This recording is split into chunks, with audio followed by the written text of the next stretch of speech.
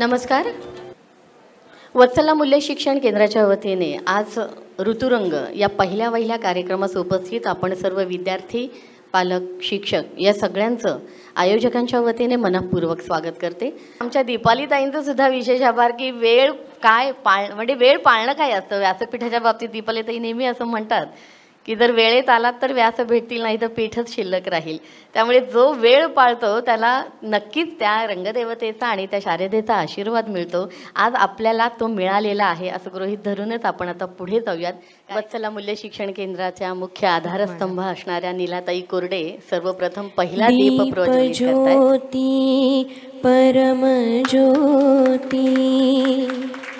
दीपज्योति जनार्दनं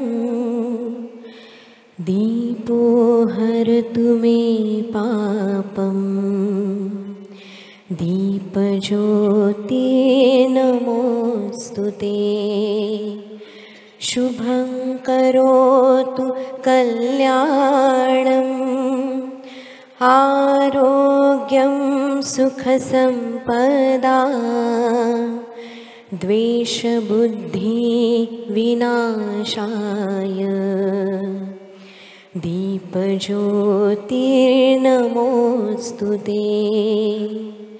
दीपज्योतिर्नमोस्तुते दीपज्योतिर्नमोस्तुते.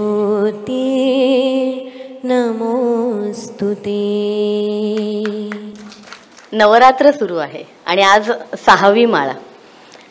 म्हटले स्वागत गीत खगांनी, केला मुजरा लवून ढगांनी, लाल मातीचा गुलाल उधळीत पवन करी संचार, पहिल्या हिरव्या तृणपात्याचा आज असे सत्कार, पहिल्या हिरव्या तृणपात्याचा आज असे सत्कार.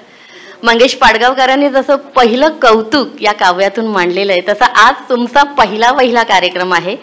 पालकांना सुद्धा सांगते की इयत्ता 5वी ते 7वीचे सगळे लहान विद्यार्थी आहेत. सगळी अवधानं सांभाळून त्यांनी आज या नाट्यप्रयोगाला मूर्त रूप देण्याचा प्रयत्न केलेला आहे.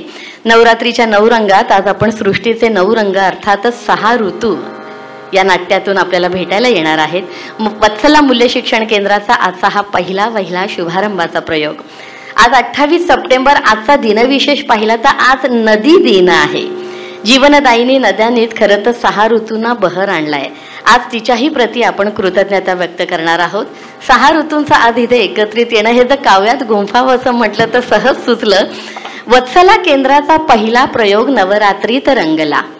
वत्सला केंद्राचा पहिला प्रयोग नवरात्रीत रंगला, कलाकारांचा निळा रंग रंगमंचावर सजला. नदी दिनाच्या पावन क्षणी कृतज्ञता झाला मंत्र, जीवनधारे सारखी मूल्ये वाहत राहोत अविरत अखंड. 6व्या माळेच्या आरतीत उमटली 6 ऋतूंची गाणी, मातेसमोर साकार झाली निसर्गाची सुंदर कहाणी. आणि शेवटी वत्सला केंद्रात रमती सारी संस्कार कलेमध्ये दंग. वत्सला केंद्रात रमती सारी संस्कार कलेमध्ये दंग, नवरात्रीच्या 9 रंगासोबत 6 ऋतूंचा सुंदर संग, 6 ऋतूंचा सुंदर संग. तर आज या 6 ऋतूंच्या सुंदर संघात आपण इथे एकत्रित येतोय. मातेच्या चरणी हे कलेचं पुष्प अर्पण करणार आहोत. कार्यक्रमाची सुरुवात पुन्हा या शारदेच्या मंदिरामध्ये तिचं स्तवन करून अर्थातच ईशस्तवनाने करणार आहोत. आणि ओम नमो उषत्कालहा सुस्वागतम सुस्वागतम. नमस्कार माझा ह्या ज्ञान मंदिरा,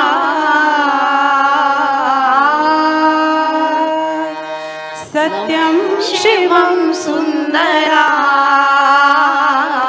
सत्यं शिवं सुंदरा,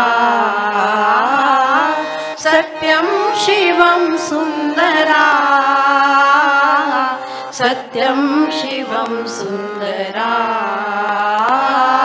शब्द रूप शक्ती दे, भाव रूप भक्ती दे, शब्द रूप शक्ती दे, भाव रूप भक्ती दे, प्रगतीचे पंख दे, चिमण पाखरा, चिमण पाखरा, ज्ञान मंदिरा, सत्यं शिवं सुंदरा, सत्यं शिवं सुंदरा.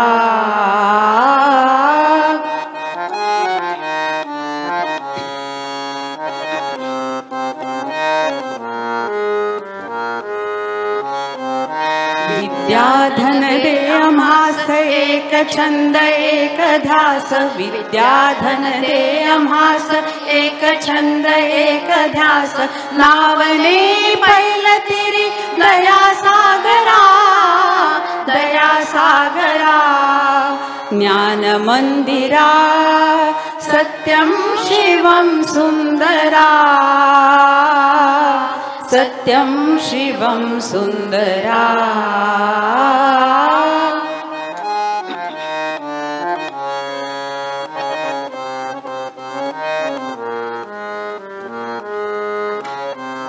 हो आम्ही नीतिमंत, कला गुणी बुद्धिमंत, हो आम्ही नीतिमंत, कला गुणी बुद्धिमंत, कीर्तीचा कळस जाई उंच अंबरा, उंच अंबरा, ज्ञान मंदिरा, सत्यं शिवं सुंदरा, सत्यं शिवं सुंदरा, सत्यं शिवं सुंदरा, सत्यं शिवं सुंदरा, सत्यं शिवं सुंदरा, सत्यं शिवं सुंदरा.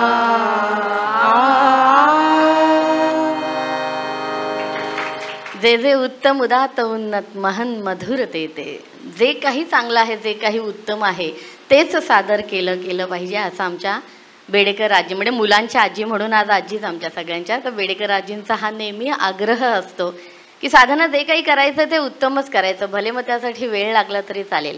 आणि आज मुलांनी त्या उत्तमतेचा ध्यास घेऊन इथे एक सुंदरसं सादरीकरण करण्याचा विडा उचलला असं आपण म्हणूयात. मंडळी, आपल्या महाराष्ट्राला संत परंपरा लाभली आहे. आपल्या कलियुगामध्ये प्रत्येक माणसाचं वर्तन योग्य व्हावं म्हणून संत मंडळीने अनेक चरणांचे अभंग लिहून ठेवले. उद्देश हाच एक आहे की त्या संतांच्या चरणावर चरण ठेवून आचरण व्हावं आणि मग आपला मार्ग सुकर आणि सुखकर व्हावा. पण हे होताना दिसत नाही. पण या नियम हे अपवादाने सिद्ध होतात. या नियमाला सुद्धा चुकीचं ठरवणाऱ्या आपल्या बेडेकर आजी. वत्सला मूल्य शिक्षण केंद्र नावात काय आहे असं म्हटलं जातं. खरं तर वत्सला या नावातच सगळं आलेलं आहे. जसं जिजाऊ म्हटलं की आपल्याला सगळा पराक्रम आठवतो, तसं वत्सला म्हटलं की आपल्याला फक्त वात्सल्य आठवतं, जिला फक्त देणंच माहिती आहे. माझी जशी नातवंड आहेत तशीच ही सगळी नातवंड आहेत. ती जशी घरी घडतायत तसे त्यांनी इथेही घडावं आणि ह्या एका प्रेरणेतून ह्या वत्सला मूल्य शिक्षण केंद्राची स्थापना झाली आहे. आजींबद्दल म्हणजे पणजी आजी, इथे त्यांचा फोटो आपल्याला पाहायला मिळतोय. त्या आपल्या बेडेकर आजींच्या सासूबाई, आईसारख्याच.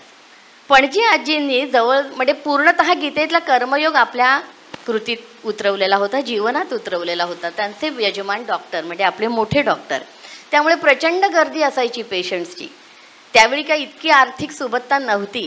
पण आपल्या पतीच्या कामाशी एकरूप होऊन या आजीने म्हणजे पणजी आजीने ते सगळं सांभाळलं. घरी आलेल्या पै पाहुण्याला पाहिलं. त्यांच्या सासूबाई म्हणजे पणजी आजीच्या पण सासूबाई त्यांना सांभाळलं. आला गेला, पाहुणे रावळे, सण, मुलांचं आजारपण, त्यांचं शिक्षण, येणाऱ्या प्रत्येक आव्हानाला सामोरं जात जात प्रसंगी त्यांनी अंगडी टोपडी सुद्धा घरी शिवली आणि त्यातून आलेल्या पैशातून संसाराला हातभार लावलेला आहे. खरोखर एखादी स्त्री जेव्हा ठरवते की मला हे करायचंच आहे, त्यावेळेला तिला कुठल्याच गोष्टींचा अडथळा जाणवत नाही. आपल्या पणजी आजीने सुद्धा हा एक आदर्श आपल्या समोर घालून दिला. या वारशाला पुढे नेण्याचा प्रयत्न आणि या प्रेरणेतून सुरू झालं वत्सला मूल्य शिक्षण केंद्र. समाज ऋणातून थोडं का होईना उतराई होण्याचा आपल्या बेडेकर आजींचा अर्थातच सुमेधा आजींचा हा एक प्रयत्न आपल्या सगळ्यांसाठी मार्गदर्शक आणि अनुकरणीय ठरावा. आषाढी एकादशीला या वर्गाची सुरुवात झाली आणि 100हून अधिक मुलांनी यामध्ये सहभाग नोंदवलेला आहे. वर्ग दर रविवारी 10 ते 1 या वेळामध्ये विद्यालंकार सभागृहात भरत असतो. वर्षाताई तळवेळकर, नीलाताई कोरडे यांच्या अनुभव संपन्न मार्गदर्शनावर मेधाताई सोमण सुद्धा आता आपल्यासोबत असतात. यांच्या मार्गदर्शनावर उभं असलेलं हे मूल्य शिक्षण केंद्र अनेक हातांनी चहूबाजूनी उभारी घेत आहे, विस्तारत आहे. गीतेचं पठण शिकवायला येणाऱ्या संध्याताई गाणू सोबत असतात. योगासनं आणि व्यायाम शिकवणारे परेश शिंदे सर असतात. खेळातून अभ्यास शिकवणाऱ्या आरतीताई शेंडे असतात. वर्गात मार्गदर्शन करण्यासाठी पूजाताई रसाळ असतात. वेळोवेळी मदतीला येणारे राजेंद्र पाटणकर असतात. सुधाताई कर्वे असतात. प्रणालीताई दुसाने असतात. अपर्णाताई बेडेकर असतात. श्रुतीताई बेडेकर असतात. तनुजाताई बेडेकर असतात. विक्रम मुजुमदार असतात आणि सगळ्यांसोबत असणारी अनुश्री असते. किती जणांची नावं घ्यावीत आणि किती जणांचे ऋण सांगावेत. खरं तर कोणतंही जसं कृष्णाला विचारलं की तू गोवर्धन कसा उचलला, तेव्हा त्यांनी सांगितलं मी फक्त तयारी दाखवली, बाकी सगळे मदतीचे हात आणि काठ्या आपोआप उचलल्या गेल्या आणि गोवर्धन खरं तर त्या काठ्याने उचललेला आहे. मला वाटते वत्सल मूल्य शिक्षण केंद्र भिवू नकोस मी तुझ्या पाठीशी आहे असं वहिनी फक्त म्हणाल्या आणि ही सगळी मंडळी त्यांच्यासोबत आली आणि आज त्याचं इतकं सुंदर देखणं रूप आपल्याला पाहायला मिळतंय. मुलांनो, या सगळ्याचे जर सत्कारमूर्ती कोणी असाल किंवा याचा बॅकबोन कोणी असाल तर तुम्ही आहात, कारण तुम्ही येताय म्हणून वर्ग आहे. आणि त्याच्याही पलीकडे मला जाऊन असं सांगावंच वाटतं की आपल्या मुलांनी तिथपर्यंत जावं ही इच्छा पालकांच्या मनात जागृत होणं इथेच खरं यश सामावलेले. त्यामुळे पालकांनो तुमचंही मनपूर्वक इथे अभिनंदन व्यक्त करते, आभार व्यक्त करते की अतिशय छान पद्धतीने तुम्ही या मुलांना वर्गासाठी पाठवत आहात. आज या संकल्पनेतून साकारलेला हा कला आविष्कार अर्थातच ऋतुरंग. रंगदेवता आणि नटेश्वराला अभिवादन करून वत्सला मूल्य शिक्षण केंद्रातील बाल कलाकार सहर्ष सविनय सादर करीत आहेत ऋतुरंग, अर्थातच 6 ऋतूंचे 6 सोहळे. संकल्पना सौ सुमेधा बेडेकर, लेखन श्री मिलिंद पाध्ये आणि सौ साधना जोशी, दिग्दर्शन साधना जोशी, तंत्र सहाय्य श्री महेश कांबळे आणि कलाकार सगळे आपलेच.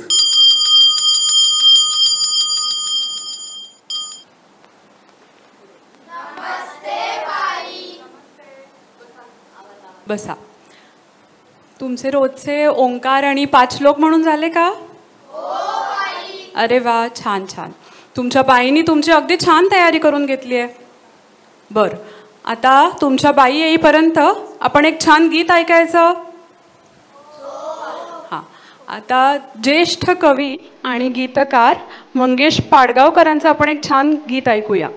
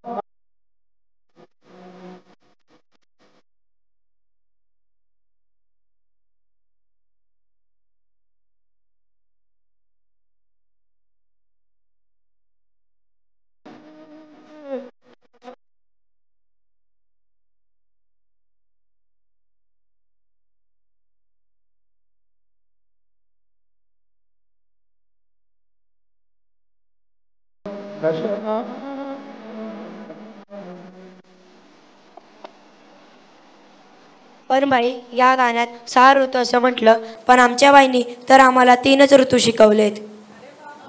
छान लक्षपूर्वक गाणं ऐकलं तुम्ही. छान प्रश्न विचारलास, अगदी बरोबर.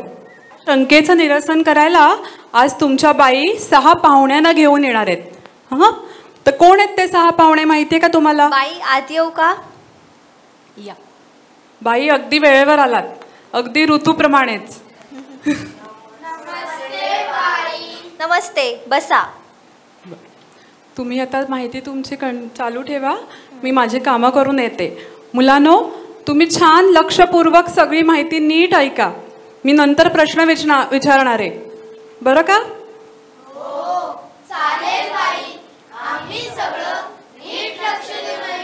वा वा, छान.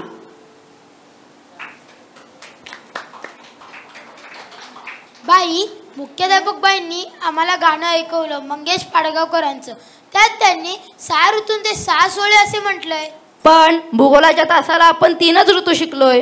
बरोबर. ते सगळं सांगण्यापूर्वी आपण थोडं मागे जाऊयात आणि मग या विषयाला सुरुवात करूयात. मला सांगा बरं, आपण जे कॅलेंडर वापरतो त्यामध्ये किती महिने आहेत? 12. कोणते? जानेवारी, फेब्रुवारी, मार्च, एप्रिल, मे, जून, जुलै, ऑगस्ट, सप्टेंबर, ऑक्टोबर, नोव्हेंबर, डिसेंबर. वा, छान. बरं, या महिन्यांचे दिवस मोजण्याची एक सोपी युक्ती मी तुम्हाला मागे सांगितली होती. कारण काही महिन्यांमध्ये 30 दिवस असतात, तर काहींमध्ये 31, आणि फेब्रुवारीचे तर दिवसही बदलतात. कोणती बरं युक्ती होती ती? मी सांगू? हो, सांग ना. अशी मूठ धरायची, खाली आलं की 30, वर गेलं की 31. जानेवारी, फेब्रुवारी, मार्च, एप्रिल, मे, जून, जुलै. 31-30, 31-30 आणि 31-30. वा, हे बरोबर. आता मला सांगा की जसे इंग्रजी 12 महिने आहेत, तसे मराठी 12 महिन्यांची नावं आठवतायत का? सांगा बरं. चैत्र, वैशाख, ज्येष्ठ, आषाढ, श्रावण, भाद्रपद, अश्विन, कार्तिक, मार्गशीर्ष, पौष, माघ, फाल्गुन. वा वा, खूपच छान. बाई, मागे तुम्ही अमावस्या आणि पौर्णिमा आणि प्रत्येक महिन्यातले 2 पक्ष याची खूप छान माहिती सांगितली होती. मला ती सगळी आठवते. सांगू मी? अरे वा, तुला आठवतंय? सांग बरं. प्रत्येक महिन्यात 2 पक्ष म्हणजेच 2 पंधरवडे असतात. म्हणजेच मराठी प्रत्येक महिना 2 15 दिवसात विभागला गेलाय. त्यातील एका पंधरवड्याला कृष्ण पक्ष किंवा वद्य पक्ष असं म्हणतात, जो पौर्णिमेपासून अमावस्येपर्यंत असतो. आणि दुसऱ्या पंधरवड्याला शुक्ल पक्ष किंवा शुद्ध पक्ष असं म्हणतात, जो अमावस्येपासून पौर्णिमेपर्यंत असतो. अजून सोपं करायचं झालं तर कृष्ण पक्षात चंद्र लहान लहान होत जातो आणि शेवटी अमावस्या येते. तर शुक्ल पक्षात चंद्र मोठा मोठा होत जातो आणि शेवटी पौर्णिमा येते. आता लक्षात आलं, अमावस्येच्या दिवशी चंद्र दिसत नाही, म्हणजे आकाश काळं गडद असतं. त्याच्या आधी कृष्ण पक्ष असतो. बरोबर ना बाई? हो, बरोबर. आणि बाई, या 15 दिवसात म्हणजेच या पंधरवड्यात 15 तिथी येतात, हे पण तुम्ही मागे सांगितलं होतं. अगं, किती छान लक्षात ठेवलंस तू. तुला आठवतायत का त्यांची नावं? हो, सांग बरं. प्रतिपदा, द्वितीया, तृतीया, चतुर्थी, पंचमी, षष्ठी, सप्तमी, अष्टमी, नवमी, दशमी, एकादशी, द्वादशी, त्रयोदशी, चतुर्दशी आणि शेवटी पौर्णिमा किंवा अमावस्या. छान छान. आणि बाई, या प्रत्येक तिथीला वेगवेगळे सण येतात, हे पण तुम्ही सांगितलं होतं. सांगू मी? हो, नक्की सांग ना. प्रतिपदेला बलिप्रतिपदा, नंतर यमद्वितीया, अक्षय तृतीया, गणेश चतुर्थी, नागपंचमी, चंपाषष्ठी, रथसप्तमी, दुर्गाष्टमी, रामनवमी, विजयादशमी, आषाढी एकादशी, गोवस द्वादशी, धनत्रयोदशी, नरक चतुर्थी, कोजागरी पौर्णिमा किंवा दीप अमावस्या. वा, खूप छान लक्षात ठेवलंस तू. हे झालं सण उत्सवांच्या बाबतीत. पण या 12 महिन्यांमध्ये कोणते ऋतू येतात बरं? उन्हाळा, पावसाळा, हिवाळा. बरोबर. पण ते झाले हवामानातील बदलानुसार आपण ठरवलेले ऋतू. निसर्गातील बदलानुसार येणारे ऋतू फार महत्त्वाचे असतात बरं. आणि ते एकूण 6 आहेत. बाई, मला माहीत आहेत त्यांची नावं. हो का? सांग ना. वसंत, ग्रीष्म, वर्षा, शरद, हेमंत आणि शिशिर. अगदी बरोबर. बाई, बसू मी? हो. हे मराठी 12 महिने आणि 6 ऋतू कसे विभागले गेले ते पाहूयात. आणि मग आज 6 पाहुणे आपल्याला भेटायला येणार आहेत. ते पाहुणे या 6 ऋतूंची आपल्याला ओळख करून देणार आहेत. बरं, हे पहा मुलांनो, पहिला ऋतू वसंत. त्याचा कालावधी फाल्गुन कृष्ण प्रतिपदा ते वैशाख शुद्ध पौर्णिमा. त्याचे मराठी महिने फाल्गुन, चैत्र आणि वैशाख. दुसरा ऋतू आहे ग्रीष्म. त्याचा कालावधी वैशाख कृष्ण प्रतिपदा ते आषाढ शुद्ध पौर्णिमा. त्याचे मराठी महिने वैशाख, ज्येष्ठ, आषाढ. त्यानंतरचा ऋतू वर्षा. त्याचा कालावधी आषाढ कृष्ण प्रतिपदा ते भाद्रपद शुद्ध पौर्णिमा. त्याचे मराठी महिने आषाढ, श्रावण आणि भाद्रपद. त्यानंतरचा ऋतू शरद. त्याचा कालावधी भाद्रपद कृष्ण प्रतिपदा ते कार्तिक शुद्ध पौर्णिमा. त्यातले मराठी महिने भाद्रपद, अश्विन आणि कार्तिक. त्यानंतरचा ऋतू आहे हेमंत. त्याचा कालावधी कार्तिक कृष्ण प्रतिपदा ते पौष शुद्ध पौर्णिमा. त्याचे मराठी महिने कार्तिक, मार्गशीर्ष आणि पौष. शेवटचा ऋतू आहे शिशिर. त्याचा कालावधी पौष कृष्ण प्रतिपदा ते फाल्गुन शुद्ध पौर्णिमा. आणि त्याचे मराठी महिने पौष, माघ आणि फाल्गुन. म्हणजे मुलांनो, पौष महिन्यातले 15 दिवस, माघ महिन्यातले 30 दिवस म्हणजे पूर्ण महिना, आणि फाल्गुन महिन्यातले 15 दिवस, असे 2 महिने पूर्ण होतात. पण बाई, हे सगळं कसं लक्षात ठेवणार? अरे, लक्षात नाही राहिलं तरी चालेल. निदान अशा पद्धतीने विभागणी आहे एवढं समजलं तरी पुरे झालं. वाचलो बाबा. चला, आता तयार आहात ना? या 6 ऋतूंचे 6 मित्रमैत्रिणी आपल्याला भेटायला येणार आहेत आणि प्रत्येक जण आपापल्या ऋतूची माहिती आपल्याला सांगणार आहेत. अरे, हे पहा, आलेच. या वसंत दादा. Hi friends. कसे आहात तुम्ही सगळे? मजेत ना? कोण आहे हा? काय म्हणताय? मी कोण? सॉरी, माझी ओळख करून द्यायलाच विसरलो. तर मी वसंत, इंग्रजीत स्प्रिंग. नुसतं वसंत? कोणी विचारलं की पूर्ण नाव सांगायचं असतं? आम्हाला तर असंच शिकवलं आहे शाळेत. Yes, you are right. I mean बरोबर आहे तुझं. सांगतो. मित्रांनो, मी आहे ऋतूंचा राजा, त्यामुळे माझे आडनाव आहे राजे. मी वसंत राजे. हुडहुडी भरवणारी थंडी संपल्यावर आणि घाम गाळायला लावणारा उन्हाळा सुरू व्हायच्या आधी मी येतो तुम्हा सर्वांना भेटायला. म्हणजे नक्की कधी? काही कळत नाहीये दादा.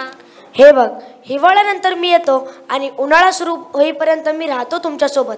निसर्गात नवचैतन्य आणण्याचं काम सृष्टीचक्राने माझ्याकडे सोपवलंय आणि ते मी प्रामाणिकपणे पूर्ण करतो. बरोबर ना बाई?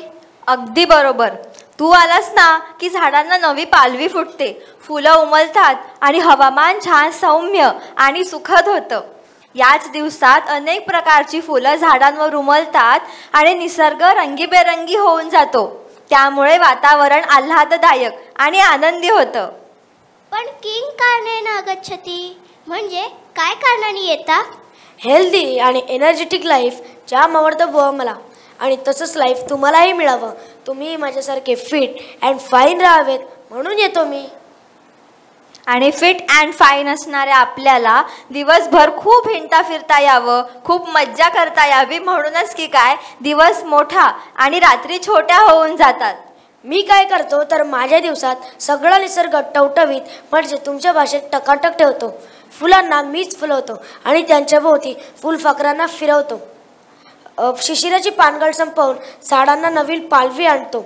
मधमाशांनी तुमच्यासाठी मध गोळा करावा म्हणून त्यात मधही मीच तयार करतो. सगळीकडे रंग पसरवून रंगांची रंगपंचमीच खेळतो मी.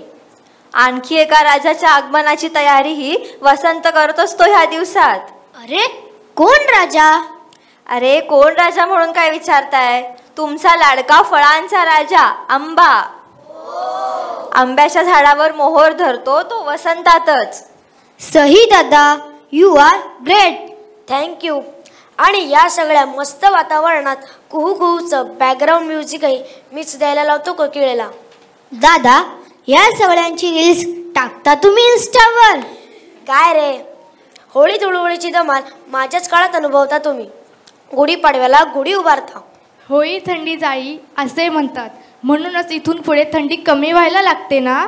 हो ग ताई, हे बघा, एक लक्षात ठेवा, होळीच्या दुसऱ्या दिवशी धुळवड असते आणि त्याच्या 5व्या दिवशी रंगपंचमी खेळतात बरं का. आणि शेवटी रामनवमी. हनुमान जयंतीचा सुंटवडा तुम्हाला मिळतो तोही माझ्याच कारकिर्दीत.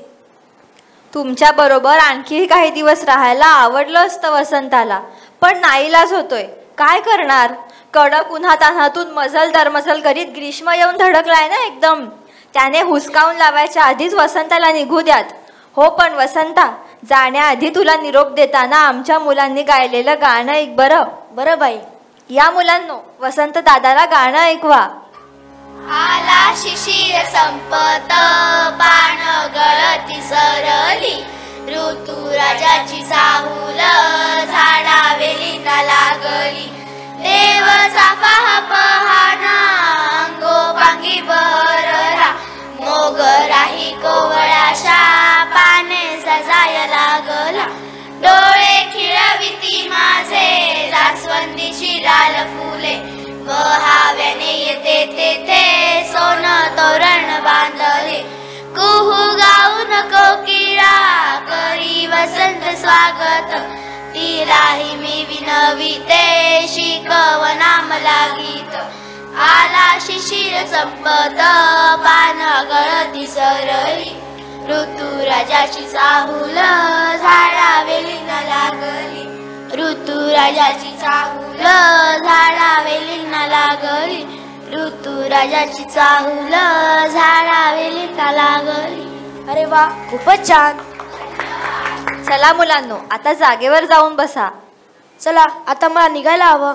Bye bye. या ग्रीष्म दादा या. हाय, हॅलो.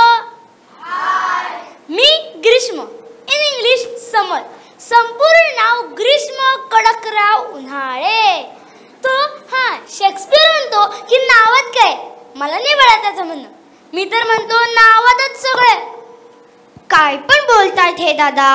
आपल्या शिपाई काकांचं नाव बलभीम आहे, पण आहेत का ते भीमासारखे? नाही ना, एकदम सिंगल फसली.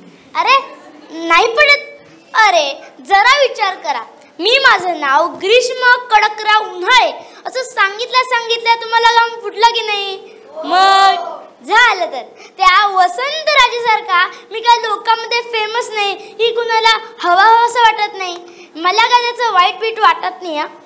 आता तुम्ही दिवसच असे गरमागरम घामाघूम करायला आणल्यावर तुम्ही कसे पॉप्युलर होणार दादा?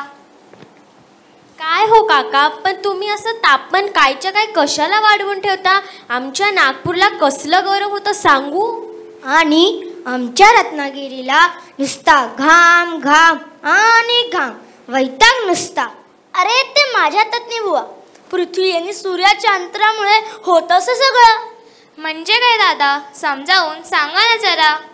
मी सांगते.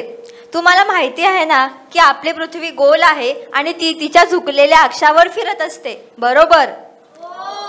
त्यामुळे होतं काय की जिथे सूर्याची किरणं सरळ पडतात तिथे सूर्यप्रकाशाचा पृष्ठभागावर पडणारा भाग कमी क्षेत्रफळात एकवटतो. त्यामुळे उष्णता जास्त प्रमाणात मिळते.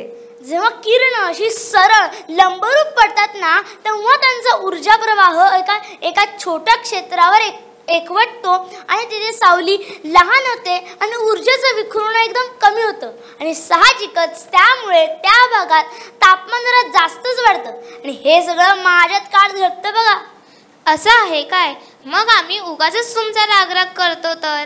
उगाचच असं नाही म्हणता येणार. असं आहे ना की माझ्या काळात उन्हाचं कुठं बाहेर जाता येत नाही, घामाघूम व्हायला होतं, उष्णतेचे विकार त्रास देतात. मग कशाला आवडेल मी तुम्हाला, बरोबर ना? हे सगळं ठीक आहे, पण आमच्यासाठी आंबे मात्र तुम्हीच आणता हा काका. आणि आंबट गोडपण, बर्फाचा गोळा, कुल्फी, आईस्क्रीम हे सगळं तुम्ही आल्यावरतीच मिळतं दादा. आणि मुख्य म्हणजे शाळेला चांगली महिना दीड महिना सुट्टी. पुढे येणाऱ्या काळात पाऊस पाणी व्यवस्थित व्हावं याची सगळी सोय ग्रीष्मदादाच करून जातात. पण तरीही आपण मात्र त्यांच्यावर कायम रागावतो. आणखी एक, मौज मजेनंतर कठीण दिवसात कठीण दिवसात कसं राहायचं हा कडक धडाही मला तुम्हाला शिकवायचा असतो. प्रतिकूल वातावरणात आपली काळजी कशी घ्यायची हे तुमचं तुम्हाला कळावं यासाठी तर मला यावं लागतं.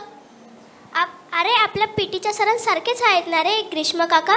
वरून कडक, अधूनमधून फटकेही देतात, पण आतून प्रेमळ. हो ग, तसेच आहे हे पण. आणि हा, माझ्या कडक उन्हाचे फायदे सुद्धा आहेत बरं का. माझ्यामुळे जमिनीतील हानिकारक जीवजंतूंचा नाश होऊन पुढे पिकांची चांगली वाढ होते. पाण्याची वाफून ते वर जाते, जे पावसासाठी अत्यंत गरजेचे असते. आणि माझ्या काळात कधी कधी गारांसहित वळवाचा पाऊस सुद्धा पडतो. अरे वा, किती छान. आता नाही येणार तुमचा राग मला. तुमची कंपनी मला आवडली. किती गुणात सरे बाळा माझा. चला निघतो आता. तशाही त्या वर्षाबाई गडगडाट करून दार ठोठावतायत. तोपर्यंत बाय बाय, टेक केअर आणि बी हॅपी. थांब दादा, मुलांकडून रिटर्न गिफ्ट घेऊनच जा. ही खास कविता तुझ्यासाठी. या मुलांनो. ही कविता मी एकट्याने बोलू का? अरे वा, चालेल, बोल.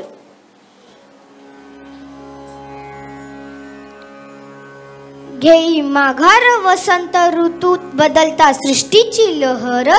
ताबा घेई ग्रीष्म ऋतू कडक उन्हाचा कहर. भर दिवसा सुस्तावले खेडे गाव आणि शहर. कोपला भास्कर सोडी तप्त किरणांचे जहर. विसावती गुरे वाचरे होता मध्यान्नाचा प्रहर. होतो शांत चिवची वाट पसरता झावेची लहर. होते काहिली जीवाची गळे उत्साहाचा मोहर. होतो नटकट गोपाळ विरक्त उदास शिवहर. तशात सुखवी जीवाला वाळ्याचा गंध मनोहर. झुळझुळ वात पहाटेचा अन गुलमोहराचा बहर. झुळझुळ वात पहाटेचा अन गुलमोहराचा बहर. शाबास बाई, ही कविता राजीव देशपांडे यांनी लिहिली आहे. अरे वा, छान. आता जागेवर जाऊन बस. अरे वा, किती मस्त कविता बोललास रे. चला बाय. आला बघा गडगडाट. या वर्षाताई मी येणार. चांगली 3-4 महिने राहणार हे माहीत असतं, तरी लोक छत्री बरोबर का ठेवत नाही कळत नाही बाई मला. मग भिजतात आणि आजारी पडतात. कठीण आहे बाई. अय्या, आले पण मी तुमच्या वर्गात. कळलंच नाही बाई मला. ओळखलात की नाही मला? मी Varsha Meghnath Pawaskar, in English rainy season. अगं ओळखलं की, माहेरची वृष्टी पर्जन्यकर ना तू? हो, तीच मी, निसर्ग चक्राची राणी. त्या वसंताला स्वतःला ऋतूंचा राजा म्हणून घेऊ दे. पण मी जर का माझ्या कामांचा पाऊस पडला नाही ना, तर कसला वसंत आणि कसला शरद. ही वर्ष आली नाही तरी सगळे वाहून जातील बरं. हे मात्र अगदी खरं हो. ग्रीष्माची परत जायची वेळ झाली की छोट्यांपासून मोठ्यांपर्यंत आणि गरिबांपासून श्रीमंतांपर्यंत प्रत्येक जण वाट बघत असतो तू कधी कामाला लागतेस याची. हां, तुम्हाला सांगतेय, मी जर वरून पाणी सोडलं नाही ना तर खाली सगळ्यांच्या डोळ्यात पाणी येईल. अगदी बरोबर. तसा मीही कधी कधी थोडा भाव खाते, सगळ्यांना वाट पाहायला लावते, पण मग येते वाजत गाजत. अशा वेळी माझे ठरलेले ढगे नावाचे ढोलताशेवाले मस्त गडगडाटाचे ढोलताशे वाजवतात. माझी मैत्रीण बिजली ही पण चमकून घेते कधी कधी. बरं का मुलांनो, हिची यायची वेळ झाली ना की दक्षिण पश्चिम मान्सून वारे आपल्या संपूर्ण देशात प्रभावीपणे सक्रिय होतात.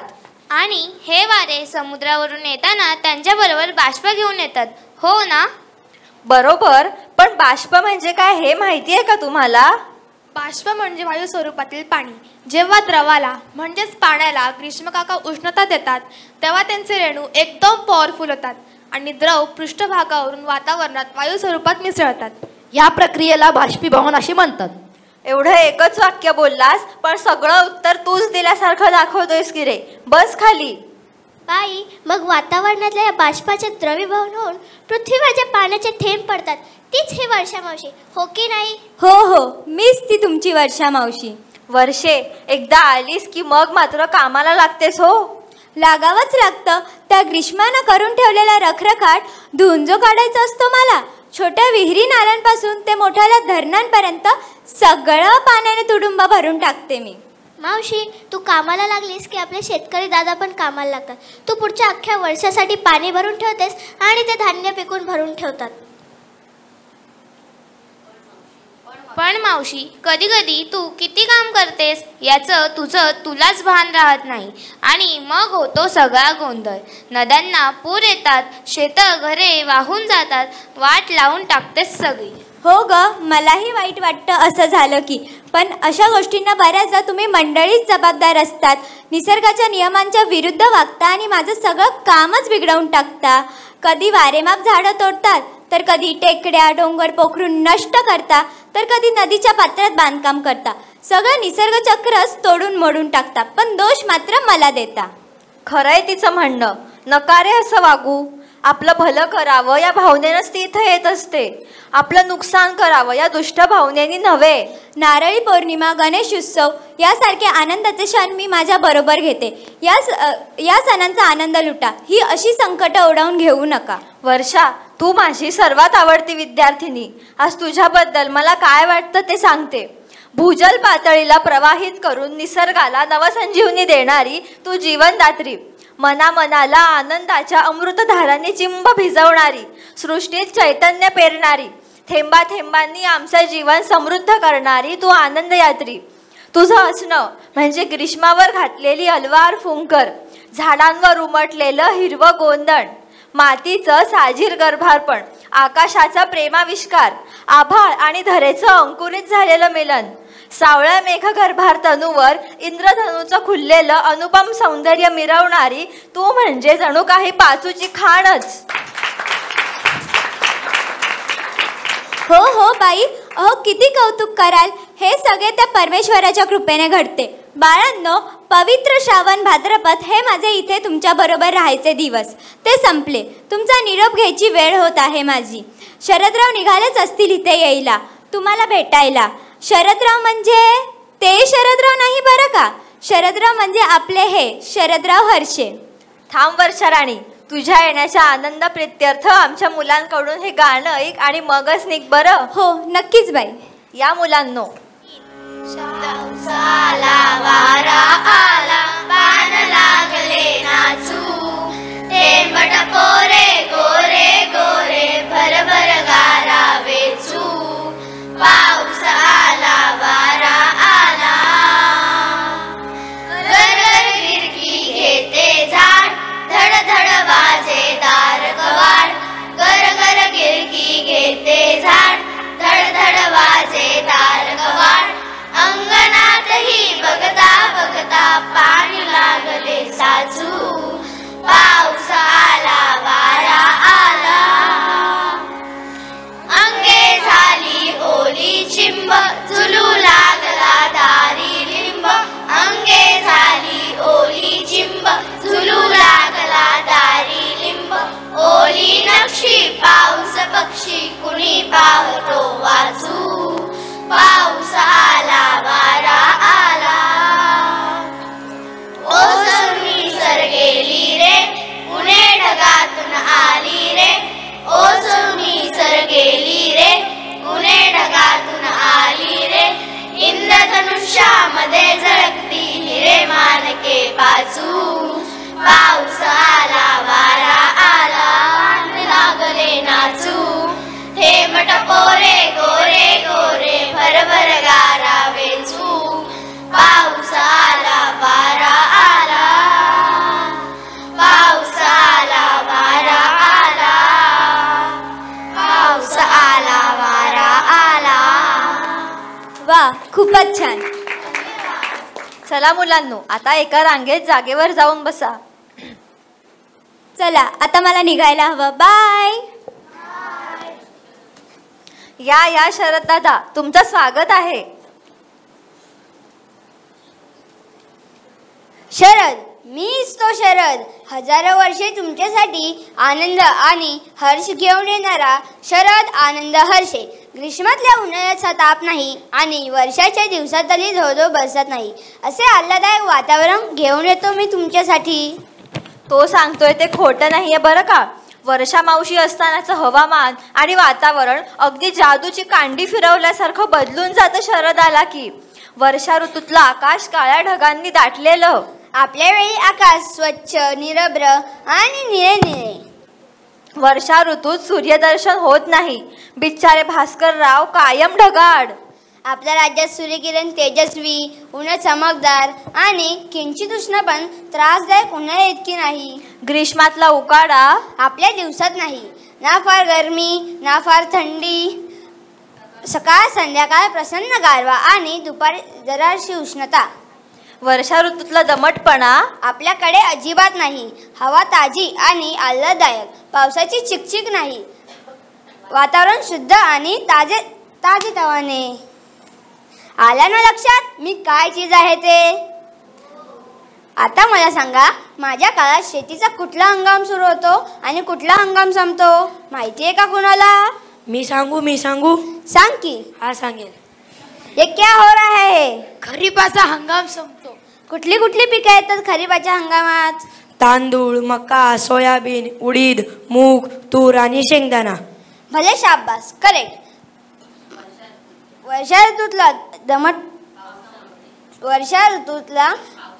वर्षा ऋतूमधील पावसामुळे आणि शेतकऱ्यांनी घेतलेल्या मेहनतीमुळे नवं पीक, नवं धान्य येतं ते माझ्याच दिवसात, शरद ऋतूमध्ये. हा आनंद तुम्ही साजरा करता नवान्न पौर्णिमा म्हणजेच कोजागरी पौर्णिमेच्या दिवशी. नवरात्र, दसरा, दिवाळी हे 3 महत्त्वाचे सण शरद ऋतूतच येतात.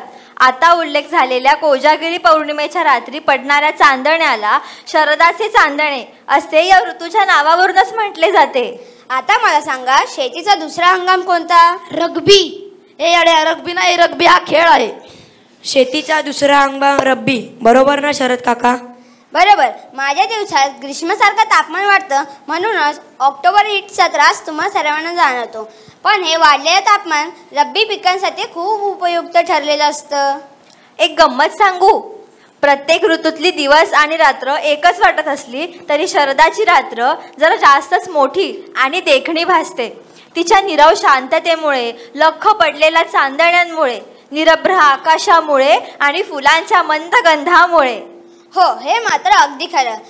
माझं आणखी एक वैशिष्ट्य सांगू? माझ्या 3 ऋतूंचा संगम झालाय. म्हणजे दसऱ्यापासून हिवाळा सुरू होतो आणि ऑक्टोबर हीटमुळे उन्हाळा असतोच आणि पाऊस येत जात असल्यामुळे पावसाही अनुभवता येतो. इन शॉर्ट, तेरी झलक सबसे अलग. येस, चला निघायला हवं. त्रिपुरारी पौर्णिमा साजरी झाली की माझा काळ संपतो आणि मला चाहूल लागते ते माझ्या जिवलग मित्राची, हेमंताची. थांबा शरद दादा, तुमचं गाणं तर ऐकून जा आमच्या मुलांकडून. शरद दादा, या कवितेचं वैशिष्ट्य लक्षात घ्या बरं. कवितेतील शरद ऋतूत श अक्षराचं चांदणच पसरलंय. या मुलांनो, आपली सुंदर कविता शरद दादाला ऐकवा. शब्द झाले सारे, मुख शांत सारेच भोवती. शारदीय चांदण्यात शेत नदी वाहती.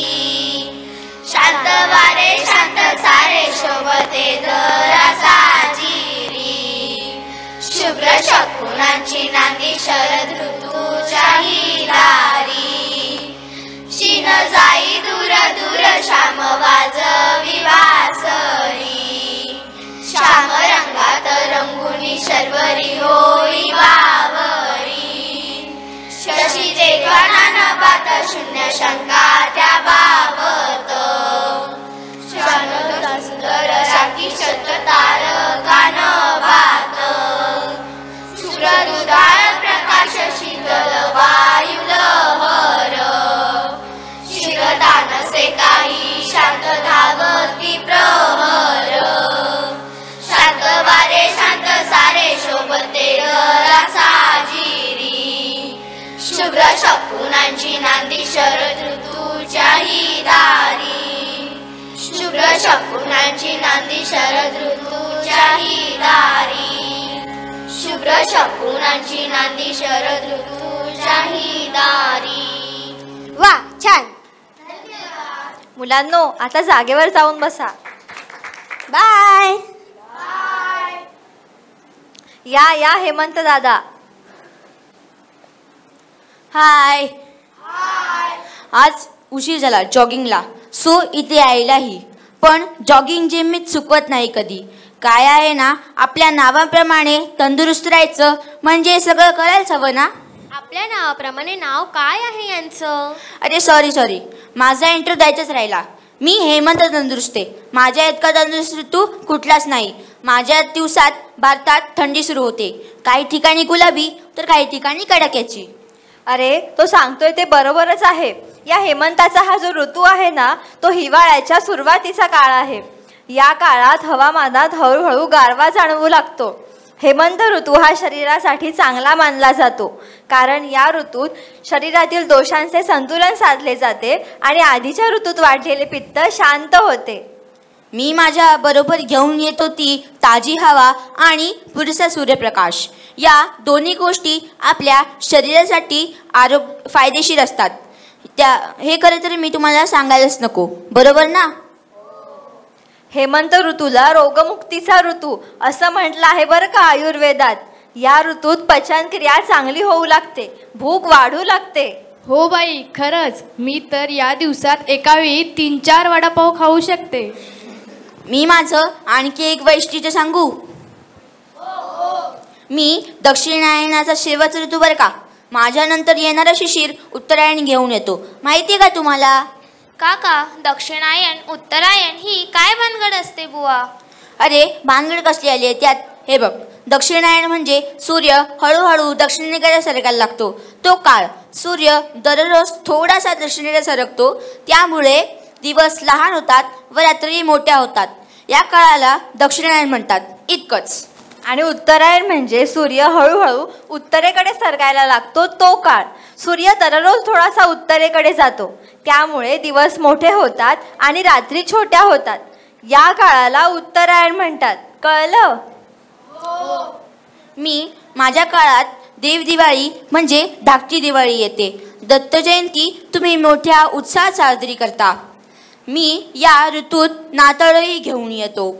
मकर संक्रांतीत पतंग उडवणे, तिळगुळ वाटणे हा तर तुमचा आवडता भाग. बाई, कोणीतरी आलंय बाहेर, स्वेटर कानटोपी घातलेलं, डोकवून बघत होतं. अरे शिशिर असेल, दुसरं कोण असणार? मी गेल्याशिवाय शिशिर एंट्री घेऊ शकत नाही, त्यामुळे मला आता एक्झिट घ्यायला हवी. बाय फ्रेंड्स, फिर मिलेंगे. या शिशिर दादा, तुमचं स्वागत आहे. नमस्कार. मी शिशिर कुडकुडे. हा शिशिर आला म्हणजे वर्षातला शेवटचा ऋतू आणि हिवाळ्याचा शेवटचा टप्पा सुरू झाला. मी आलो की वातावरण थंड होते आणि गार वारे वाहू लागतात. शरीरात कफदोषांचा संचय होतो. झाडांची पाने पिवळी पडून गळतात, ज्यालाच पानगळ असे म्हणतात. या शिशिराच्या थंडीत सावरी किंवा पांढऱ्या चाफ्यासारखी झाडे पूर्णतः निष्पर्ण होतात. बापरे, त्रासदायकच दिसतोय शिशिर काकांचा ऋतू. अरे नाही रे, पुढचा ऐक की जरा. झाडांची पाने पिवळी पडतात आणि त्यानंतर नवीन पालवी फुटायला सुरुवात होते. फुलं फळ ही झाडांना दिसायला लागतात, अगदी भरपूर. आणि हो, उत्तरायण पण सुरू होते, ते माझ्याच काळात.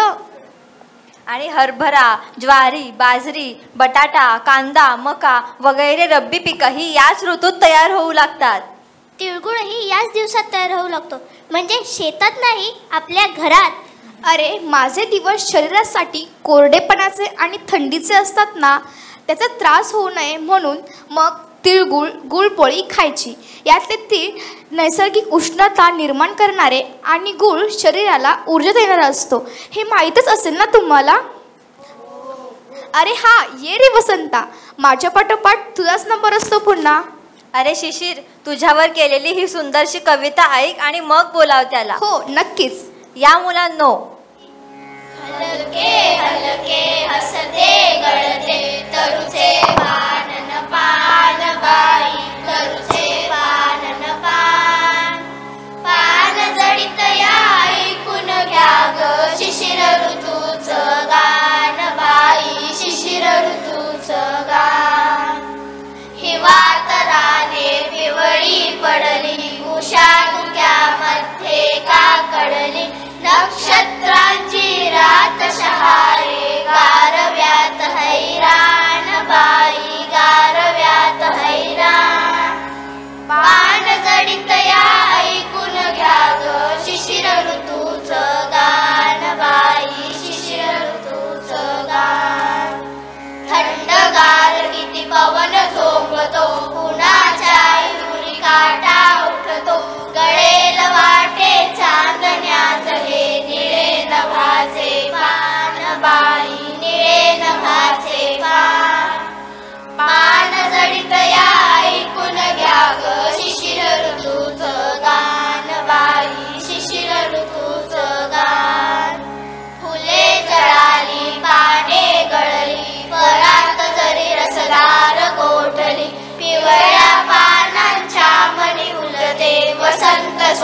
महान बाई वसंत स्वप्न महान पान जडित या ऐकून घ्या ग शिशिर ऋतूचं गान बाई शिशिर ऋतूचं गान हलके हलके हसते गळते तरुचे पानन पान बाई तरुचे पानन पान पान जडित या ऐकून घ्या ग शिशिर ऋतूचं गान बाई शिशिर ऋतूचं गान बाई शिशिर ऋतूचं गान शिशिर ऋतूचं गान.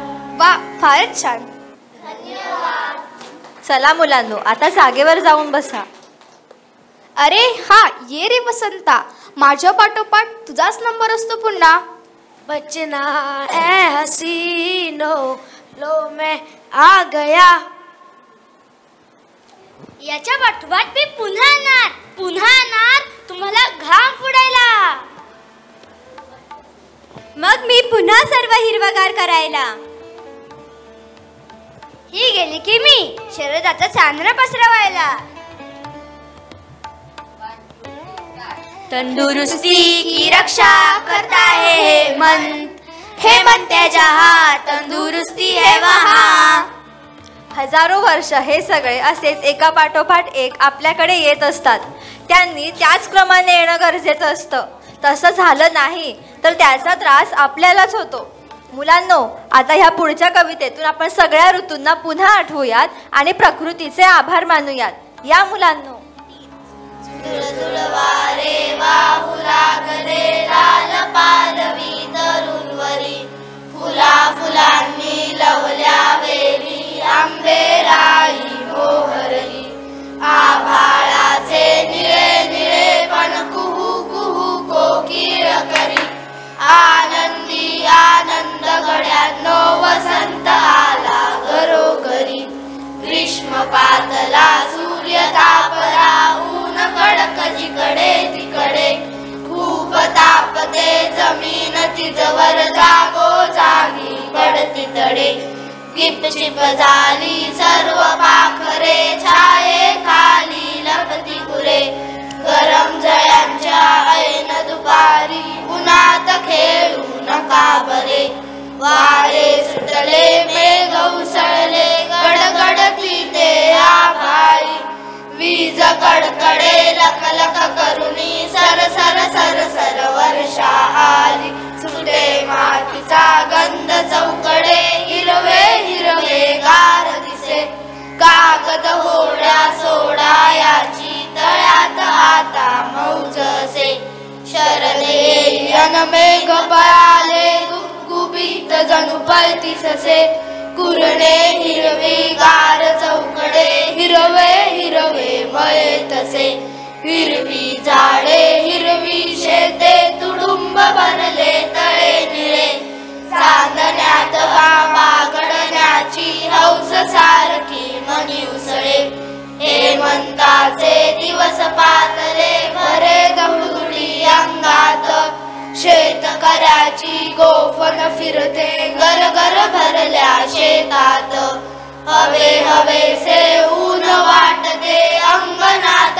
आजी बसते शेकोटीच्या रात्री भोवती गप्पांना भरती येते उदास वाना शिशिर ऋतू ये पाने पिवळी पडतात सोसाट्याच्या वाऱ्या संगे झर झर झर झर गळतात गडून पाने झाडे सगळी केविलवाणी दिसतात दिसे तळांच्या बुंद्या खाली पिकल्यावर पानांची रास सहा ऋतूंचे चाक फिरतसे शिशिर ऋतू ही जाईल हा वसंत सांगे हळूच मी येतो मागो माग पहा वसंत सांगे हळूच मी येतो मागो माग पहा वसंत सांगे हळूच मी येतो मागो माग पहा. धन्यवाद. मी बरेचदा दीपालीताईंना ऐकले. एखाद्याला ऐकताना आपण एखाद्याच्या प्रेमात पडतो ना, असं माझं त्यांच्या बाबतीत झालं. जेव्हा मी पहिल्यांदा ऐकलं ना दीपालीताई, मुळात दिसणं, त्यानंतर हसणं आणि त्यानंतर बोलणं. ह्या तिन्ही गोष्टी इतक्या सुरेख आहेत. भाषेला वणवाहून पेटताना पाहिलं, लाजून कधी एकांतात भेटताना पाहिलं. म्हाताऱ्याचं बोलकं झाली ही भाषा, अध्यात्माची सुपारी कुटताना पाहिलं. बोधीच्या वृक्षाखाली अचानक भाषा साक्षात्कारी मौनामध्ये मिटताना पाहिलं. कान्हुल्याच्या तोंडची भाषा अर्थाच्या फासातून सुटताना पाहिलं, अर्थाच्या फासातून सुटताना पाहिलं. मराठी भाषेचं सामर्थ्य पाडगावकरांनी इतक्या ताकदीने या कवितेमध्ये मांडलंय. पाडगावकर सामर्थ्य मांडतात आणि आमच्या दीपालीताई अतिशय सामर्थ्याने भाषेचा वापर करतात. मला ते इतकं छान वाटलं की एखाद्याचं ॲसेट काय असावं भाषेची शब्द म्हणून. असं वाटतं की शब्दांशी त्या खेळतात नाही तर शब्द त्यांच्याशी बोलायला येतात. चला आपण गप्पा मारूया. आणि मग ते शब्द आणि दीपालीताई हातात हात घालून त्या प्रवासाला निघतात. तो इतका देखणा प्रवास असतो की काय ऐकवावं, काय मनात साठवावं, किती आपल्या ओंजळीत भरावं. शेवटी यशवंत देव म्हणतात तसं, किती रे तुझे रंग, किती ग तुझ्या छाया, दोनच डोळे माझे उत्सव जातो वाया. त्यामुळे ह्या खरंच दोनच डोळ्यांमध्ये हा उत्सव किती साठवावा. त्यामुळे आता मी फार काही बोलण्यापेक्षा दीपालीताई आपणास विनंती करते की आमच्या विद्यार्थ्यांसाठी कृपया आपण आपलं मनोगत किंवा आमचा संवाद विद्यार्थ्यांशी साधावा. नमस्कार.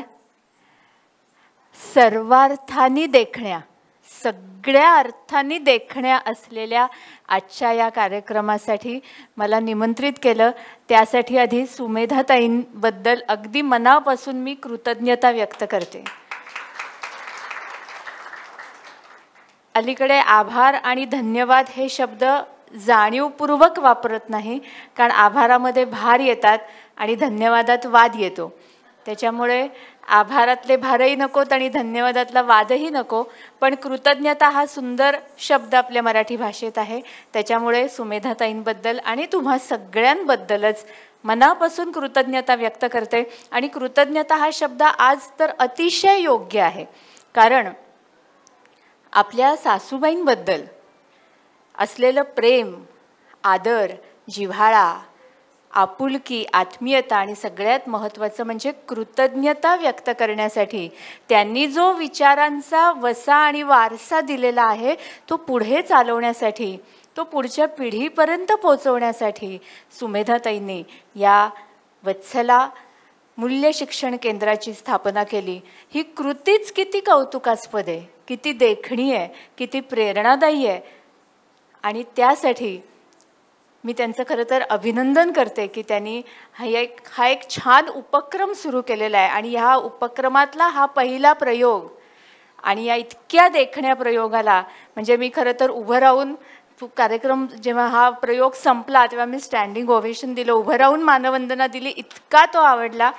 इथे सगळे उभे असल्यामुळे तुम्हाला कळलं नसेल ते इतका तो देखणा प्रयोग झाला. सर्वार्थाने मी म्हटल्याप्रमाणे म्हणजे 100पैकी 200 मार्क द्यायला पाहिजेत, इतका सुंदर झाला. आणि सगळे 6 ऋतू तर किती देखणे, म्हणजे मला नावं पण त्यांची फार आवडली सगळ्यांची. म्हणजे वसंत राजे खूप सुंदर. ते त्यातल्या ज्या गमती होत्या ना सगळ्या स्क्रिप्टमधल्या, म्हणजे पाध्ये सर आणि दोघांचंही अगदी मनापासून कौतुक करते. ग्रीष्म उन्हाळे, वर्षा पावसकर फार सुंदर, शरद हर्षे, हेमंत तंदुरुस्ते, शिशिर कुडकुडे, ही सगळी नावं कायम लक्षात राहतील. आणि ती मुलं दिसली की वसंत बरोबर ना, हेमंत ना, नाही शरद हेमंत, वसंत शरद हेमंत, शिशिर. आणि ती वर्षा कुठे गेली? मागे गेली. अच्छा, आता वर्षांनी मागेच जायची वेळ आलेली आहे ना, त्याच्यामुळे ती मागे जाऊन बसली. तर या 6 ऋतूंचं केवढं कौतुक करावं. आणि इथे ही नवरत्न बसली होती ना, ती पण छान होती. सगळी नवरत्न बसलेली पण छान प्रश्न विचारत होती. आणि शिक्षिका तर काय, तिच्या एवढं पाठांतर आपलं पण होत नाही ना, तिच्या पाठांतरालाही 100पैकी 200 गुण द्यायला पाहिजेत. त्यामुळे सगळ्या विद्यार्थ्यांचं आणि या विद्यार्थ्यांकडनं हे सादरीकरण बसवून घेतलं. खरंच साधनेची साधनाच दिसली आम्हाला या सगळ्या याच्यामध्ये, या सगळ्या सादरीकरणामध्ये. आणि ती आपला 11:15 साधारण सुरू झाला तेव्हापासून ती उभी आहे. कंटिन्युअस उभी राहून ती त्या मुलांना मध्ये काही सूचना देते, काही विसरलं तर सांगते. खरंच तिच्यासाठी म्हणजे टाळ्यांचा कडकडाटच व्हायला पाहिजे. खरंच कौतुक आहे. मुलांकडनं सादरीकरण हे बसवून घेणं, वेळप्रसंगी त्यांना ओरडायला लागतंच ना. आणि पालकांचंही कौतुक. पालक, शिक्षक, म्हणजे शिक्षक आणि पालक ह्या दोन शब्दांची व्याख्या मी अशी केली आहे बघा, पटते का? शिक्षक म्हणजे जो शिकवतो, म्हणजे शिक्षण देतो, जो वेळप्रसंगी शिक्षाही करतो, जो क्षमता ओळखतो आधी मुलांची, विद्यार्थ्यांची, जो क्षमाही करतो आणि जो कल ओळखतो आणि आपलं कर्तव्य योग्य रीतीनं पार पाडतो, तो शिक्षक आपल्यासमोर आहे असं मला वाटतं साधनाच्या रूपामध्ये. आणि पालकही फार महत्त्वाचे. पालकांनी फक्त पालनपोषण करायचं नसतं आपल्या पाल्यांचं, तर म्हणजे त्यांच्याकडे लक्ष देणं असतं आणि त्यांचा कल ओळखणं तेही असतं. तर असे शिक्षक आणि पालक लाभल्यामुळेच इतकी सुंदर कलाकृती इथे झालेली आहे. म्हणजे खरं तर याचे प्रयोग करायलाही हरकत नाहीत सुट्टीमध्ये, इतकं सुंदर ते झालेलं आहे. सुट्ट्यांमध्ये जे थोडं वाढवता येईल, वाढवायची गरज नाही. आणि कवितांची निवड किती सुंदर. वाराकांत, शांता शेळके, इंदिरा संतांची वसंत ऋतूवरची कविता, एक दोन असे अनोळखी नावं पण होती कवींची. हां, आणखीन स्वाती, हां, त्या कवितासुद्धा इतक्या अर्थपूर्ण, आशयपूर्ण, इतक्या योग्य होत्या की त्यासाठी सुद्धा, त्या कविता निवडीसाठी सुद्धा मनापासून कौतुक करावंसं वाटतं. मला खरं तर विद्यार्थ्यांना या निमित्ताने असं विचारायचं आहे की ह्या सगळ्या सादरीकरणातनं तुम्ही नेमकं काय शिकलात, म्हणजे पाहताना किंवा भाग घेताना काय तुम्हाला या सगळ्या प्रक्रियेतनं तुम्हाला नेमकं काय मिळालं, काय वाटतं? कोण सांगेल? पाहताना सुद्धा काहीतरी नक्की मिळालं असेल. अरे वर्षा ये. हां,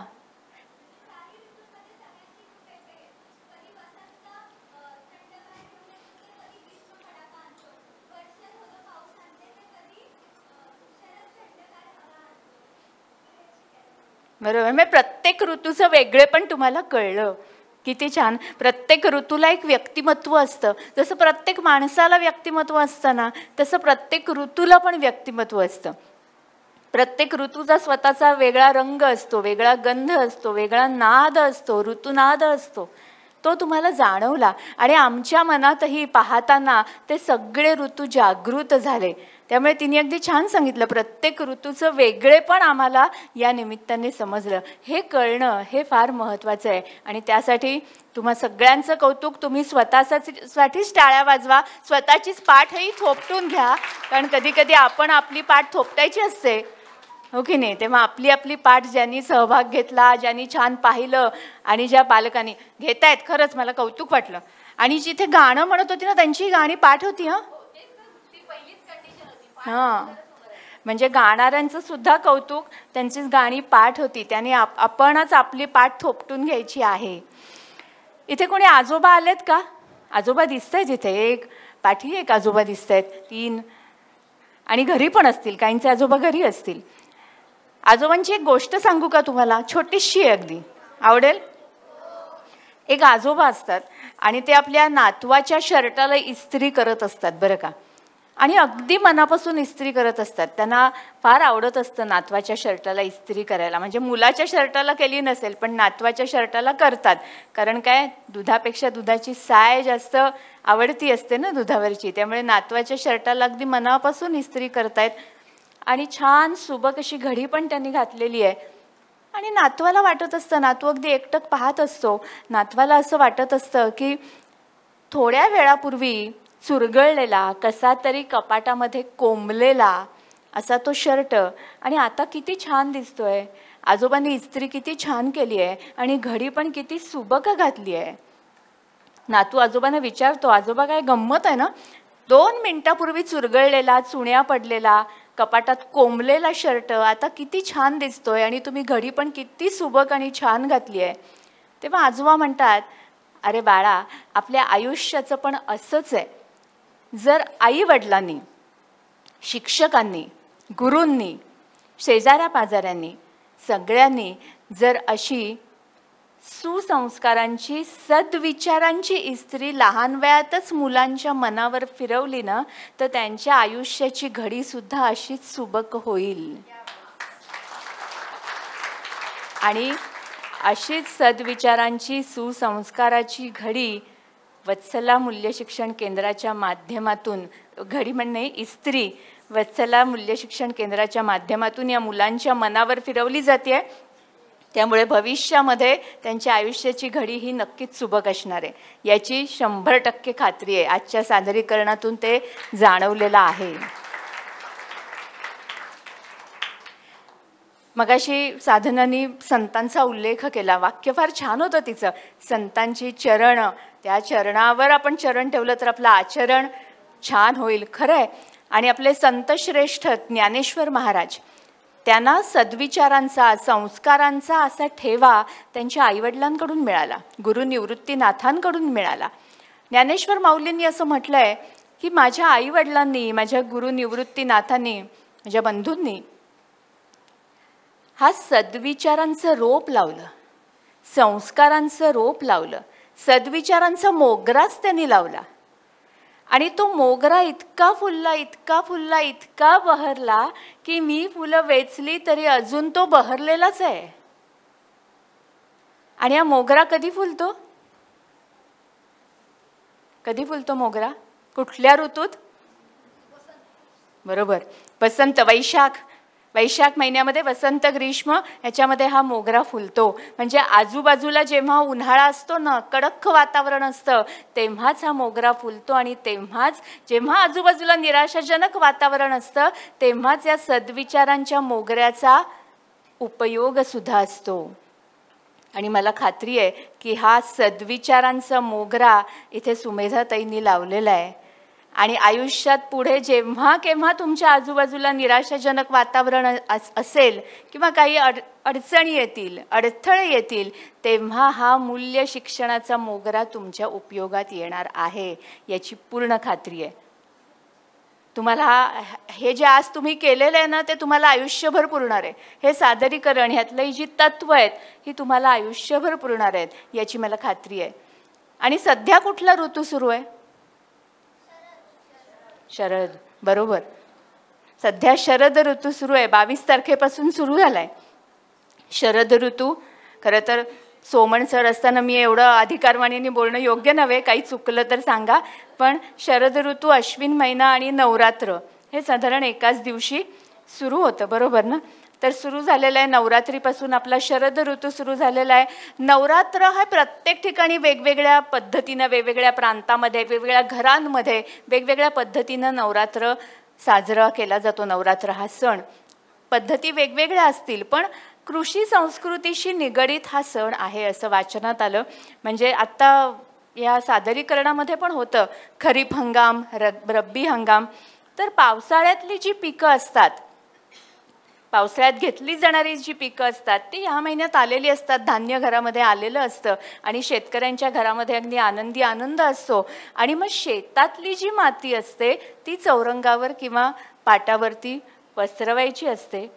आणि जी धान्य, आता ती सगळी सांगितली पण या सादरीकरणामध्ये, ती जे धान्य, जी पिकं घरी आलेली असतात, जे धनधान्य घरामध्ये आलेलं असतं, तीच नऊ धान्य तिथे पेरायची असतात.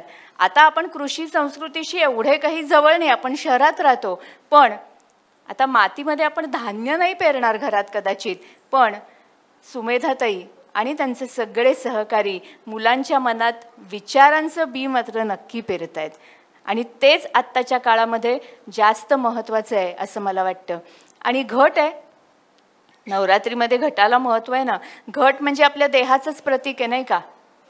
आणि दिवा आहे, दिवा महत्त्वाचा. दिवा हे अनेक गोष्टींचं प्रतीक आहे ना. दिवा कुठल्या कुठल्या गोष्टीचं प्रतीक आहे? संस्कारांचं प्रतीक आहे, सद्विचारांचं प्रतीक आहे, आशावादाचं प्रतीक आहे, ज्ञानाचं प्रतीक आहे, अनेक गोष्टींचं प्रतीक आहे दिवा म्हणजे नाही का. या दिव्या संदर्भातनं सुरुवात पण आपण दीपप्रज्वलनाने केली ना.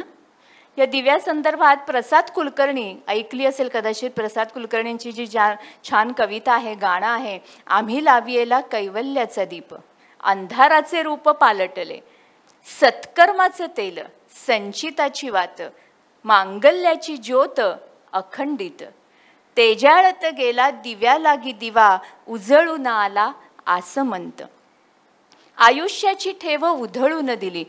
आयुष्याची ठेव उधळू न दिली हे जे कडवं आहे ना, ते बेडेकर कुटुंबासाठी योग्य आहे असं मला वाटतं. कारण दातृत्व देणाऱ्याचा जो हात असतो ना, जिथे दातृत्व असतं ना, त्या हातांना कधी काही कमी पडत नाही, त्या घराला कधी काही कमी पडत नाही. ती ओंजळ, देणाऱ्याची ओंजळ कधीही रीती होत नाही. आयुष्याची ठेव उधळू न दिली तरी भरलेली ओंजळही. त्यामुळे त्यांची ही ओंजळ, बेडेकर कुटुंबाची ही ओंजळ ही अशीच भरलेली राहणार आहे याची मला पूर्ण खात्री आहे. आणि हा जो वसा आहे संस्कारांचा, मूल्य शिक्षणाचा, तो असाच पुढे सुरू राहणार आहे याची सुद्धा खात्री आहे. दिवा म्हटल्यानंतर दिव्याचा विषय म्हणून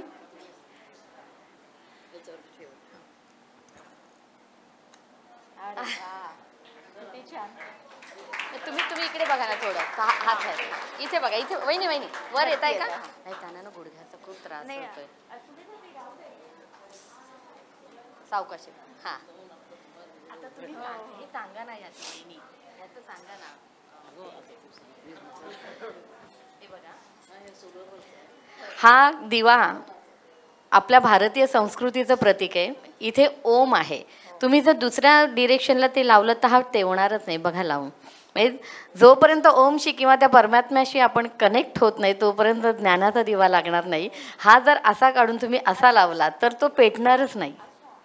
तो त्या ओमच्याच डिरेक्शनला जायला हवा किंवा त्याच दिशेला जायला हवा, तरच तो पेटणार आहे. हे याचं वैशिष्ट्य. आणि आज या निमित्ताने, या शारदोत्सवाच्या निमित्ताने ओम आणि स्वस्तिक हां तुम्ही लावा. आणि भारतीय परंपरेचा आपलं प्रतीक असणारा हा दिवा, हात लावा. नाही त्याला वहिनी हात लावा. हां, आपण दीपालीताईंना या निमित्ताने भेट करीत आहोत.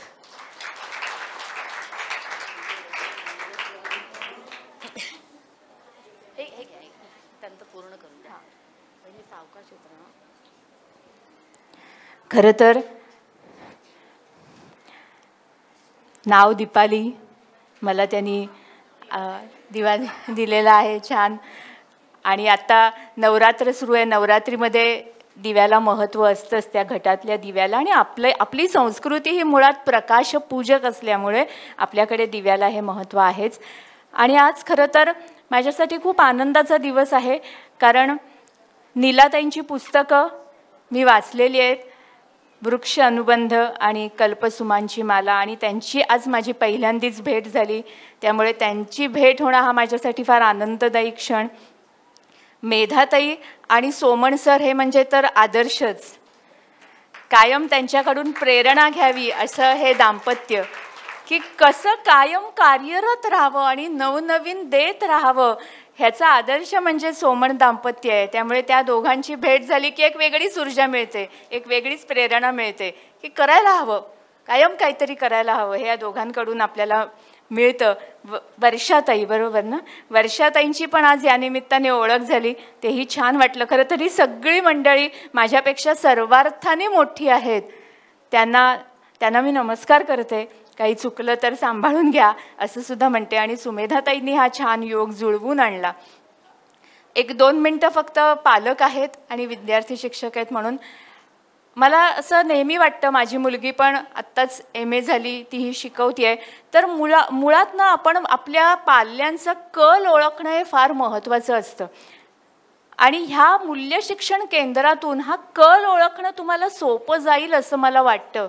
त्यांना नेमकं काय करायचं आहे हे त्यांच्याकडनं जाणून घेता आलं पाहिजे. म्हणजे आत्ताच्या काळातली एक गोष्ट सांगते, अगदी 4 वाक्यांची गोष्ट आहे. आत्ताच्या काळातलं एक बदक असतं बरं का, आत्ताच्या काळातलं एक बदक आहे आणि त्याला पोहण्यामध्ये 100 पैकी 100 मार्क आहेत, पोहण्यात 100 पैकी 100, पण चालणं आणि धावण्यात 0 मार्क. आत्ताच्या काळातलं बदक, आत्ताच्या काळातले आई वडील, आत्ताच्या काळातले आई वडिलांना वाटतं पोहण्यात 100 पैकी 100 मार्क ठीक आहे, चालण्यात आणि धावण्यातही 100 पैकी 100 मार्क मिळालेच पाहिजेत, म्हणून त्याला चालण्याच्या आणि धावण्याच्या क्लासमध्ये घातलं जातं. 6 महिने चालण्याचा आणि धावण्याचा क्लास होतो, 6 महिन्यानंतर परीक्षा होते. चालण्यात 0, धावण्यात 0 आणि पोहण्यातही 0च. असं का होतं? कारण त्या बदकाचा स्वाभाविक धर्म काय आहे? पोहणं. त्याला पोहणंच जमणार आहे. त्याला चालणं आणि धावणं कितीही परिश्रम केले तरी जमणार नाही. त्यामुळे त्याचं कल काय आहे? पालकामधला आणि शिक्षकामधला हा कल ओळखणे आहे, क्षमता ओळखणे आहे. त्यामुळे क्षमता ओळखणं, स्व ओळख, करिअर काउन्सेलिंग असतं ना, त्याच्यामध्ये काय सांगतात की स्वतःला ओळखा. आणि प्रत्येकाचं वेगळेपण आहे. जसं प्रत्येक ऋतूच आहे तसं प्रत्येक मुलाचं वेगळेपण आहे. ते मूल ओळखणं, त्याला नेमकं काय येतं आहे, त्याचं वेगळेपण काय आहे हे ओळखणं फार महत्त्वाचं आहे. आणि तुम्ही ते ओळखाल याची खात्री आहे. कल्याणच्या शाळेत एक कार्यक्रम केला होता. त्या शाळेतल्या फळ्यावर लिहिलेली कविता फार छान आहे. ती कविता त्यांनी मी माझ्या संवादाचा समारोप करीन. त्या कवितेमध्ये असं म्हटलं आहे की आपण आता हे सगळे सण आपल्याला निसर्गाच्या जवळ जायला शिकवतात ना. सगळे सण पहा आपल्याला निसर्गाच्या जवळ जायला शिकवतात. नेचर इज फ्युचर असं म्हटलं जातं. म्हणजे तुमचा स्वभाव चांगला असेल तर तुमचं भविष्य उज्ज्वल आहे. आणि जर तुम्ही निसर्गाच्या जवळ असाल तर तुमचं भविष्य उज्ज्वल आहे. तर निसर्गाच्या जवळ घेऊन जाणारे हे सण, ही फुलंसुद्धा आपल्याला खूप काही शिकवत असतात. गुलाब म्हणतो येता जाता रडायचं नसतं, काट्यात सुद्धा हसायचं असतं. रातराणी म्हणते अंधाराला घाबरायचं नसतं, काळोखात सुद्धा दरवळायचं असतं. सदाफुली म्हणते रुसून रुसून राहायचं नसतं, हसून हसून हसवायचं असतं. बकुळ म्हणते सावळ्या रंगानं हिरमुसायचं नसतं, गुणाच्या गंधानं जिंकायचं असतं. कमळ म्हणतं संकटाच्या चिखलात बुडायचं नसतं, संकटाला बुडवून फुलायचं असतं. आणि मोगरा म्हणतो स्वतःचा मोठेपणा सांगायचा नसतो, गुणाच्या गंधानं सगळीकडे पोहोचायचं असतं. बघा, प्रत्येक फुलाचं वेगळेपण आहे, तसं प्रत्येक मुलाचंही वेगळेपण आहे. आणि ते वेगळेपण ओळखणं हे फार महत्त्वाचं आहे. एकदा वर्गामध्ये इन्स्पेक्शन सुरू असतं, इन्स्पेक्टर येतात. तुमच्याही शाळेत होत असेल ना. मुलांना विचारतात तुम्हाला कोण व्हायचं आहे. कोणी पाहुणे आले की विचारतात ना तुम्हाला कोण व्हायचं आहे. कोणी म्हणतं डॉक्टर व्हायचं आहे, कोण म्हणतं इंजिनियर व्हायचं आहे, कोण म्हणतं अभिनेता व्हायचं आहे, कोण म्हणतं गायक व्हायचं आहे, कोण म्हणतं पत्रकार व्हायचं आहे. खूप वेगवेगळी उत्तरं येतात. एक मुलगा शांतपणे शेवटच्या बाकावर बसलेला असतो. इन्स्पेक्टर त्याच्यापाशी जातात आणि म्हणतात अरे बाळा तुला कोण व्हायचं आहे. तो मुलगा म्हणतो मला एक चांगला माणूस व्हायचा आहे. तुम्ही डॉक्टर व्हा, इंजिनियर व्हा, पत्रकार व्हा, पण एक चांगला माणूस होणं हे फार गरजेचं आहे. आणि एक चांगला नागरिक घडवण्याची प्रक्रिया या वत्सला मूल्य शिक्षण केंद्राच्या माध्यमातून होत आहे, याचा खूप आनंद आहे. आणि असे अनेक चांगले नागरिक या माध्यमातून घडतील या खात्रीसह 6 ऋतूंचे 6 सोहळे येथे भान हरावे, या जन्मावर या जगण्यावर शतदा प्रेम करावे असं म्हणत इथेच थांबते. आणि त्या 6 ऋतूंना मला आणि ती 9 रत्न त्या सगळ्यांना मला पेनं द्यायची आहेत, त्यांनी वरती यायचं फक्त.